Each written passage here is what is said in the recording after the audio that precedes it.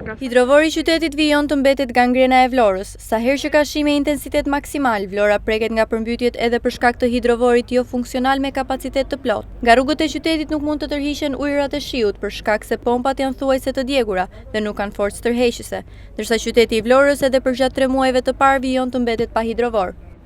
Megjithse priten rreshje të dendura në ditën e vijim, hidrovori i Vlorës mbetet në mëshirë të fatit. Nga 4 pompa, vetëm njëra prej tyre funksionon, ndërkohë që nuk ka asnjë projekt për rehabilitimin e këtij hidrovori. Në brendësi të hidrovorit të Vlorës, sipas informacioneve, 2 pompa janë totalisht të djegura dhe jashtë funksionit, ndërsa një prej tyre ka luhatje të ndjeshme tensioni dhe më shumë stakohet se sa qëndron e ndezur. Këto pompa janë vendosur në vitin 1968 dhe prej atij viti deri tani, pavarësisht përmbytjeve që kanë prekur qytetin, asnjëherë nuk janë zëvendësuar. Ka patur ndërhyrje për riparimin e defekteve dhe vetëm kaq. Ndërkohë projekti për rehabilitimin e hidrovorit është tenderuar, por vazhdon të qëndrojë në sirtar. Në terren nuk ka asnjë shenjë nga nisja e punimeve dhe nuk dihet pse. Vlora vazhdon të mbetet në mëshirë të fatit me shpresën se nuk do të ketë rreshje, pasi me hidrovori në këto kushte qyteti nuk përballon dot as rreshjet me intensitet mesatar dhe jo më të lartë.